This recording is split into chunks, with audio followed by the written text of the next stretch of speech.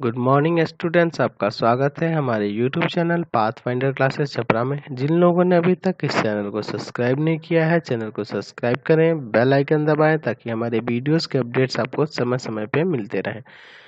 ये आपका part 4 video है चैप्टर का। पार्ट 4 वीडियो में अब हम लोग शुरू करने जा रहे हैं उत्तल दर्पण से प्रतिबिंब का बनना। ठीक है, तो इसके लिए दो कंडीशन है, दोनों को देख लेते हैं। पहला है कि जब वस्तु अनंत पर स्थित हो। ठीक है, तो जब वस्तु अनंत पर स्थित होगा तो उसका प्रतिबिंब कैसे बनेगा इसको देखते हैं। चलिए, तो हमें इसमें उत्तल दर्पण चाहिए। चलिए, तो ये आपका उत्तल दर्पण हो जाएगा, अंदर से कलई कर दिए तो चलिए ये इसका ध्रुव हुआ, यहाँ ये फोकस हो जाएगा और ये आपका वक्रता केंद्र हो जाएगा। पहला हम लोग लेते हैं क्या कि जब अनंत पर स्थित है, यानी कहीं दूर स्थित है अनंत पे, तो यहाँ पे आ रहा है, टकरा रहा है, तो ये कहाँ चल जाएगा, मुड़ जाएगा ना इधर। चलिए इधर चल जाएगा। दूसरा किरण, इसी तरह का एक किरण लेते हैं, ये परावर्तन के बाद इधर चला जाएगा ना। ठीक है, चलिए यानी कि ये किरण ऐसे आया और ऐसे चला गया, लेकिन इसका आभासी जो होगा फोकस से जाएगा ना, ये आपको पहले ही बता चुके हैं। आभासी जो होता है फोकस ऐसे जाएगा। ठीक है, चलिए जाता हुआ प्रतीत होगा, है ना। चलिए दूसरा चीज, ये भी इधर जा रहा है तो ये दर्पण से परावर्तन के बाद इधर भी चला जाएगा ना, लेकिन ये इसका आभासी जो होगा यहाँ फोकस पे इस तरह से जाएगा, यानी प्रतिबिंब यहाँ बनेगा। तो पहला क्या होगा कि प्रतिबिंब प्रतिबिंब आभासी होगा, आभासी तथा सीधा होगा, क्योंकि दाहिने तरफ बन रहा है, आपको बताए थे ना, तथा सीधा होगा। ठीक, चलिए आभासी तथा सीधा होगा। दूसरा बात आता है, दूसरा प्रतिबिंब प्रतिबिंब वस्तु से बहुत छोटा होगा, बहुत छोटा होगा, बहुत छोटा होगा। ठीक है, तीसरा कंडीशन क्या हो जाएगा इसका, तीसरा कंडीशन क्या हो जाएगा कि प्रतिबिंब प्रतिबिंब फोकस पर बनेगा, प्रतिबिंब एफ पर बनेगा। ठीक है, फोकस पर बन रहा है ना। चलिए समझ गए। चलते हैं दूसरा कंडीशन देखते हैं इसका, जब वस्तु अनंत और ध्रुव के बीच स्थित हो। ठीक है, चलिए तो अनंत और ध्रुव के बीच स्थित होगा तो उसका प्रतिबिंब कैसे बनेगा। चलिए तो हम लोग सबसे पहले एक उत्तल दर्पण ले लेते हैं। ये आपका उत्तल दर्पण हो गया। ठीक है, इधर से कलई कर दिया एक तरफ से, ये P हो गया, ये F हो गया और ये C हो गया। चलिए वस्तु कहीं इधर स्थित है अनंत और ध्रुव के बीच, मान लीजिए यहाँ पे वस्तु है। ठीक है, अनंत और ध्रुव के बीच में कहीं पे भी वस्तु दिखा सकते हैं ना, तो ये आपकी वस्तु हो गई। चलिए ये आपकी वस्तु हो गई। ठीक है, चलिए आपकी वस्तु हो गई। अब देखिए क्या हो रहा है, यहाँ से आपतित किरण ऐसे जाएगी ना, टकराएगी और टकरा कर क्या होगी, ये इस दिशा में चली जाएगी, लेकिन इसका आभासी फोकस से जाएगा ना, यानी कि ये आपका वस्तु था ए बी, ये किरण आई, ये इधर परावर्तित होगी, लेकिन इसका आभासी जो होगा यहाँ से फोकस से होकर इस तरह से जाएगा। ठीक है, चलिए दूसरा हम लोग ले जाते हैं। अगर हम लोग ले गए वक्रता केंद्र के दिशा में, सी के दिशा में, यहाँ से देखिए, यहाँ से सी के दिशा में ले जाइएगा तो किरण इस प्रकार से कुछ जाएगी इधर, है ना, इस तरह से जाएगी ना। चलिए जब इस तरह से जाएगी तो क्या होगी, तो ये अपने पुनः मार्ग में वापस लौट जाएगी। इधर से आई है तो इधर ही वापस लौट जाएगी, लेकिन इसका आभासी जो होगा वो कहाँ से जाएगा, ऐसे जाएगा ना, प्रधान अक्ष वक्रता केंद्र के दिशा में। ठीक है, चलिए तो यहाँ पे प्रतिबिंब बना ना, यहाँ पे ये दोनों एक दूसरे को यहाँ प्रतिच्छेद किए, यानी यहाँ प्रतिबिंब बना ए डैश बी डैश। ठीक है, यहाँ प्रतिबिंब बना, तो पहला कंडीशन होगा कि प्रतिबिंब प्रतिबिंब आभासी तथा सीधा होगा। देख रहे हैं ना, प्रतिबिंब आभासी तथा सीधा होगा, तथा सीधा होगा। ठीक है, आभासी तथा सीधा होगा। दूसरा प्रतिबिंब प्रतिबिंब वस्तु से छोटा होगा, वस्तु से छोटा होगा, छोटा होगा।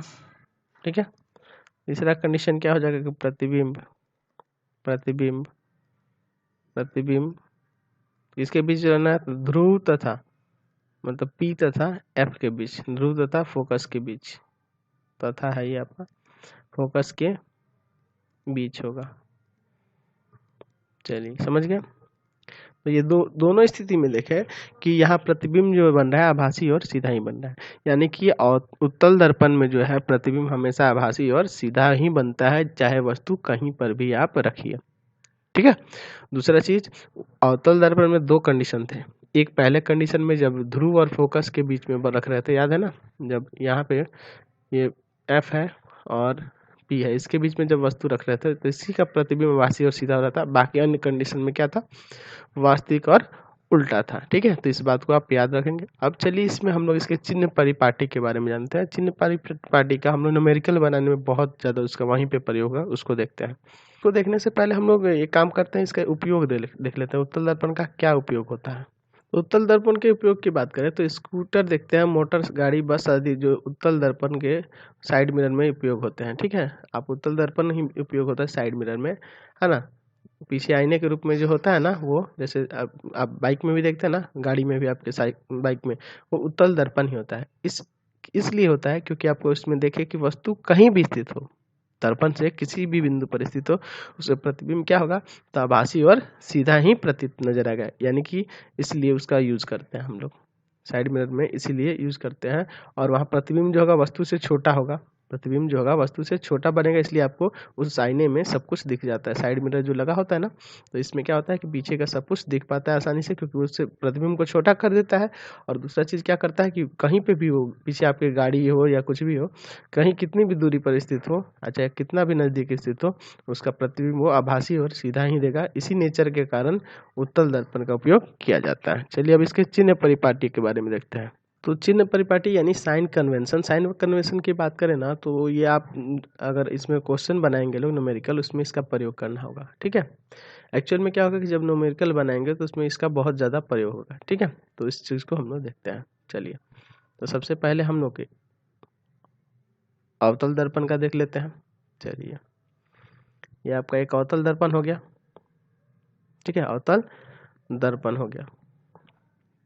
देखिए अवतल दर्पण में ये होता है एफ पी, यहाँ एफ ध्रुव, फोकस और वक्रता केंद्र, समझे। तो अभी जो एक चीज यहाँ समझ लें थोड़ा ध्यान से, कि दर्पण कोई भी अवतल हो या उत्तल जो भी हो, ये P हो गया, यहाँ मान लीजिए ये F है और ये C है, कोई भी दर्पण हो, मान लीजिए जो वस्तु कहीं रख रहे हैं, कभी मान लीजिए यहाँ वस्तु रख रहे थे, कभी यहाँ जहाँ भी रख रहे हैं, तो वस्तु से ध्रुव के बीच की जो दूरी होती है वो वस्तु दूरी होती है। क्या होती है, वस्तु दूरी होती है, वस्तु दूरी होती है, इसको याद रखेंगे, वस्तु दूरी है। ठीक है, वस्तु यहाँ लिख देते हैं वस्तु दूरी। ठीक है, और वस्तु दूरी को हम लोग u से सूचित करते हैं, u से, ऑब्जेक्ट डिस्टेंस को u से। और मान लीजिए इसका प्रतिबिंब जो है, यहाँ प्रतिबिंब, मान लीजिए इसका प्रतिबिंब यहाँ बन रहा है, तो प्रतिबिंब से ध्रुव की बीच की दूरी प्रतिबिंब दूरी, यानी इसे v से सूचित करते हैं। इसको क्या कहते हैं, प्रतिबिंब दूरी। तो ये याद रखेंगे, प्रतिबिंब दूरी। ठीक है, तो वस्तु से ध्रुव के बीच की दूरी वस्तु दूरी, जिसे u से सूचित करते हैं, और प्रतिबिंब से ध्रुव के बीच की दूरी प्रतिबिंब दूरी, जिसे v से सूचित किया जाता है। और f से ध्रुव के बीच की दूरी फोकस दूरी, जिसे आप पहले ही पढ़ चुके हैं, ये फोकस दूरी होता है। ठीक है, चलिए अब देखिए, वैसे ही वस्तु ऊंचाई, यानी ये वाली वस्तु ऊंचाई हो जाएगी और ये वाली प्रतिबिंब ऊंचाई हो जाएगी। क्लियर है ना, तो इतना तो आपको पता ही है पहले से।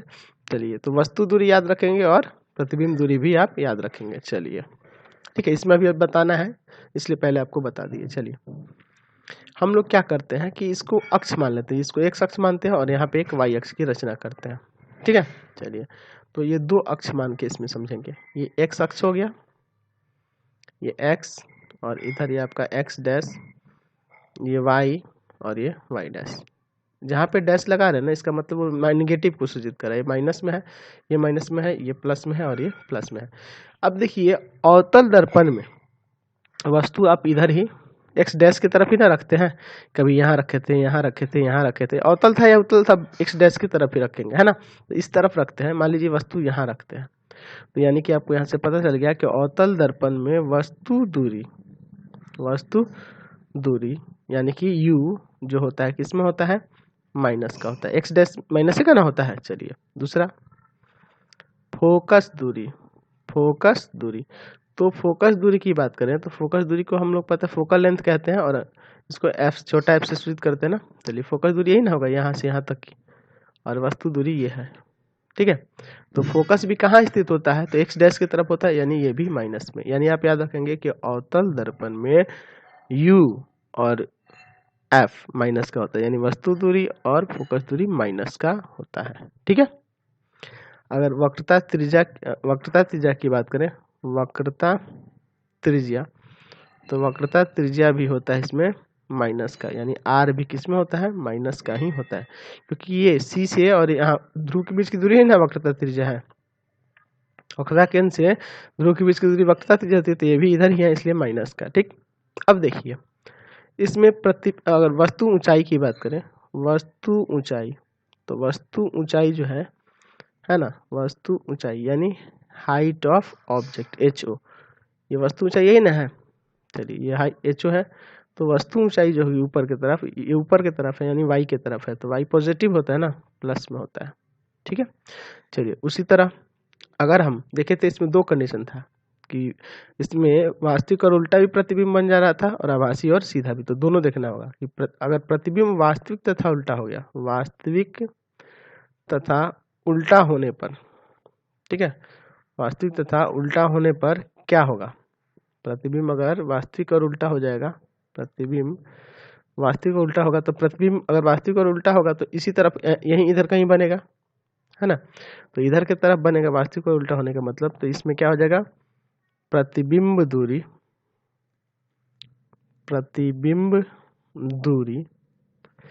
यानी कि भी जो होगा माइनस का होगा, क्योंकि इधर ही बनेगा। प्रतिबिंब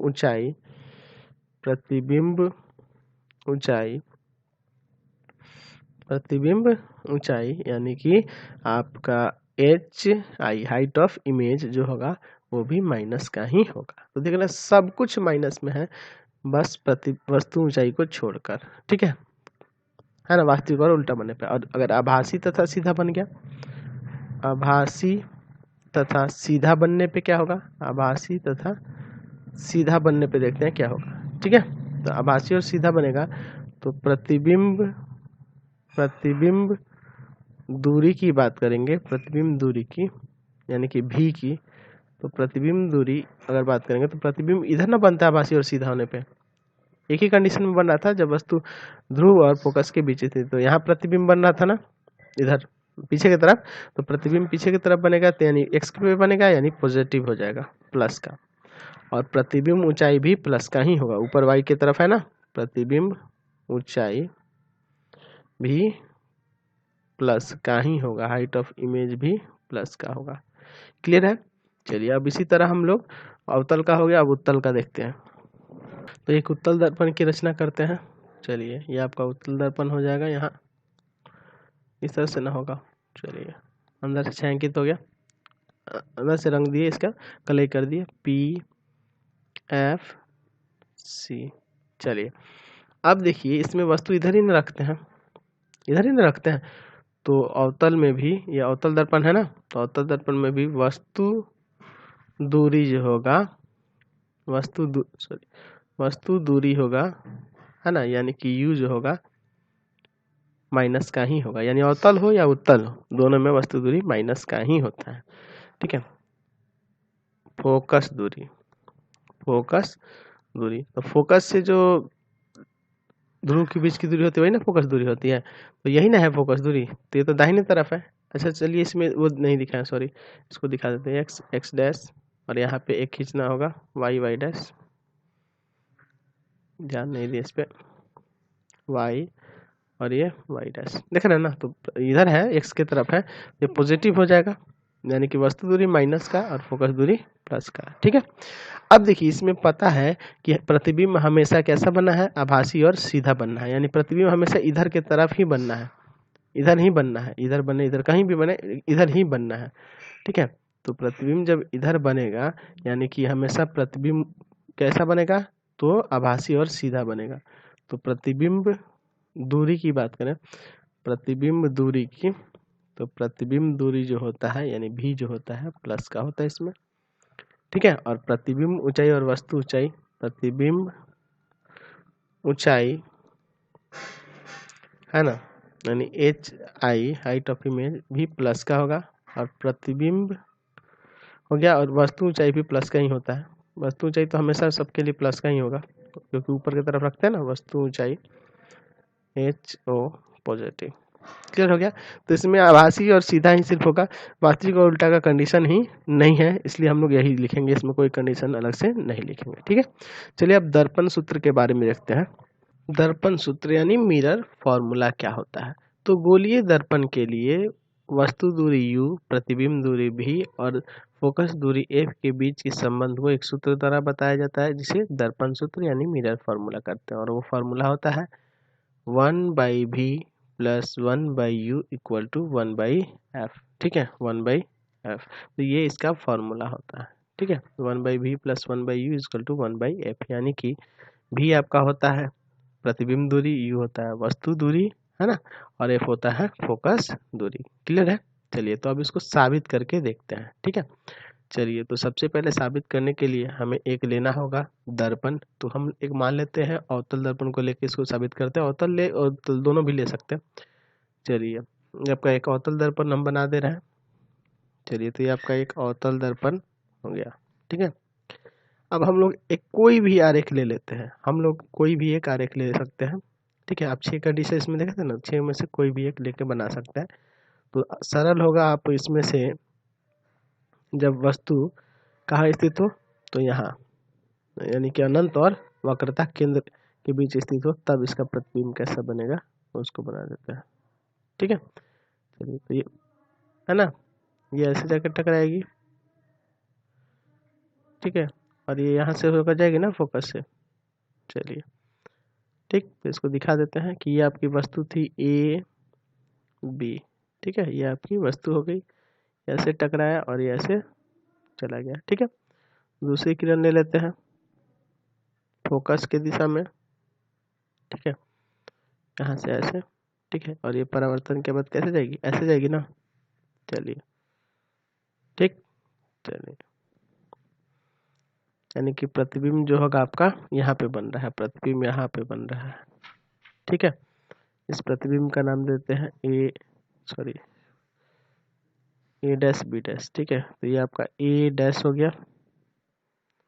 ठीक है, और ये आपका B डैश हो गया। ठीक है, चलिए यानी कि यहाँ से यहाँ AB से यहाँ तक की दूरी है वस्तु दूरी U, और यहाँ से यहाँ तक की दूरी है प्रतिबिंब दूरी V, और यहाँ से यहाँ तक की दूरी है फोकस दूरी F। ठीक है, क्लियर है। अब चलिए यहाँ पे कुछ बिंदु ले लेते हैं, इसको मान लेते हैं R और इसको मान लेते हैं S। ठीक है, अब चलिए इसको साबित करते हैं। में ध्यान रखेंगे एक्चुअल में ये जो है आपका, ये जो है ना PS, ये PS, ये समांतर होगा A डैश B डैश के। ये लगभग ऐसे, ये थोड़ा कर्व हम ले गए हैं, लेकिन कर्व होता नहीं है, कर्व हल्का कर्व होता है। ठीक है, तो ये लगभग समांतर होता है, और ये AB भी समांतर होगा यहाँ पे PR के। ठीक है, और ये यहाँ से यहाँ तक की दूरी इस दूरी के बराबर भी होगा। ठीक है, तो यहाँ समरूपता के प्रयोग से इसे साबित किया जाता है। तो सबसे पहले बात करेंगे तो त्रिभुज A B और F समरूप कर देंगे त्रिभुज SFP के। तो ये आप जानते हैं कैसे समरूप किया जाता है, ABF समरूप हो जाएगा त्रिभुज SFP के। इसके ये वाला और ये वाला समरूप होगा, कैसे होगा, तो ये एंगल से हो जाएगा। मैथ्स में आपको पढ़ा चुके हैं ये चीज, है ना, आप जानते ही होंगे।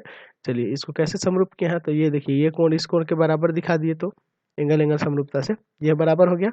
और दूसरा हो गया, है ना, दूसरा अगर हम मान लें तो यहाँ भी लंब है ना, और ये भी लगभग लंब होता है यहाँ पे। ठीक है, तो 90 भी हो जाता है, दो कोण बराबर हो गया तो हो गया कि नहीं समरूप। यहाँ लिख भी सकते हैं यहाँ पे।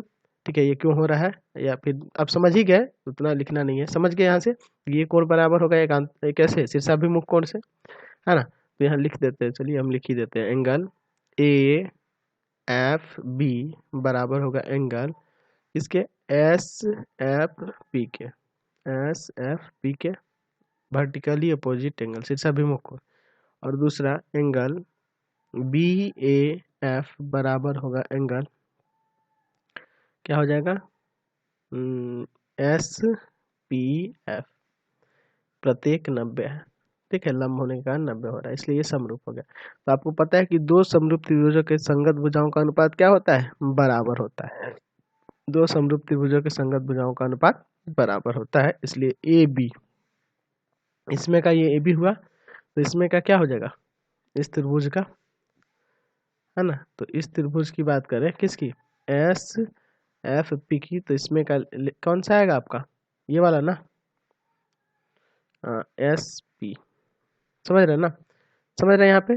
चलिए अब उसी तरह हम लोग क्या कर सकते हैं, इसमें दूसरा ले लेते हैं हम लोग ए एफ, ए एफ यहाँ से यहाँ, और क्या हो जाएगा दूसरा पी एफ, ये वाला होगा ना, पी एफ, समझ गया। चलिए भुजा का अनुपात बराबर हो गया। चलिए ए बी की बात करेंगे, तो ए बी वस्तु ऊंचाई है ना, वस्तु ऊंचाई एच ओ है, हाइट ऑफ ऑब्जेक्ट है, ये प्रतिबिंब ऊंचाई एच आई है, ठीक है, एच आई है। तो इसको एच ओ बटा एस पी, देखिए एस पी जो है ना, एस पी ये इसके समांतर और बराबर ही होगा, यानी कि इसको H A dash B dash यानी कि एच आई भी लिख सकते हैं, ए डैश बी डैश का मतलब एच आई भी इसको लिख सकते हैं, समझ गए ना।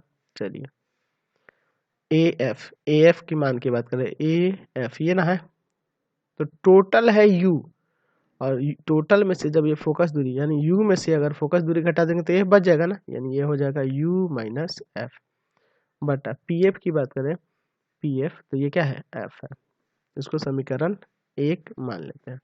उसी तरह दूसरा त्रिभुज समरूप करेंगे, तो दूसरा त्रिभुज किसको लेते हैं कि त्रिभुज ए डैश बी डैश एफ, ए डैश बी डैश एफ ये किसके समरूप हो जाएगा, तो त्रिभुज एफ पी आर के, ये भी एंगल से हो जाएगा, ठीक है। तो ये समझ गया ना कैसे हो रहा है, ये भी एंगल से, ये और ये एक अंतर है ना, शीर्षाभिमुख कोण से, और दूसरा ये लंब लंब हो जाएगा 90 हो जाएगा, ठीक है, बस हो गया। चलिए तो दो समरूप त्रिभुजों का संगत भुजाओं का अनुपात बराबर होता है ना।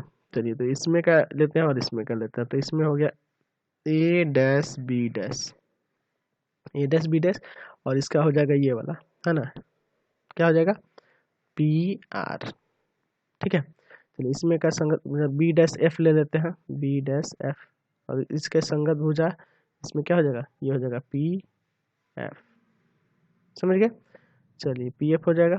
चलिए ए डैश बी डैश, तो ए डैश बी डैश क्या है आपका, एच आई है, A dash B dash height of image है ना।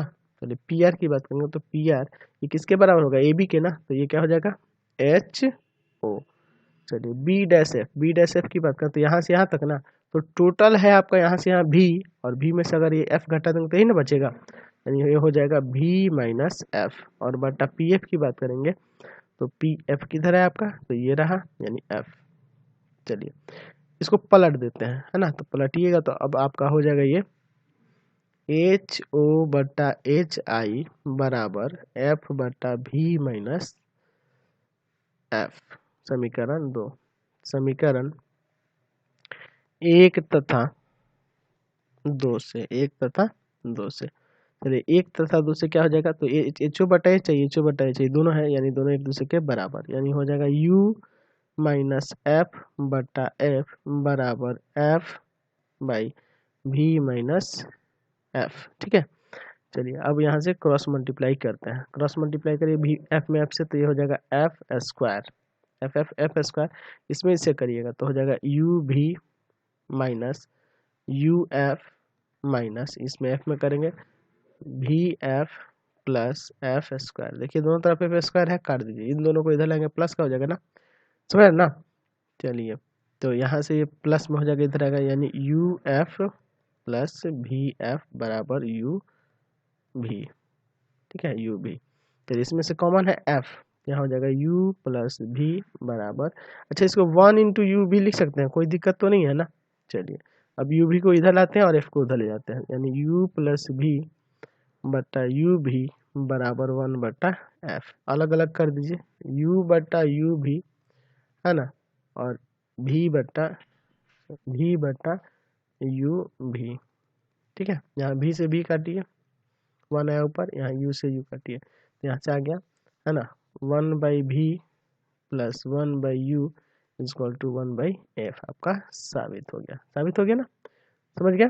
चलिए आगे बढ़ते हैं इस चैप्टर में।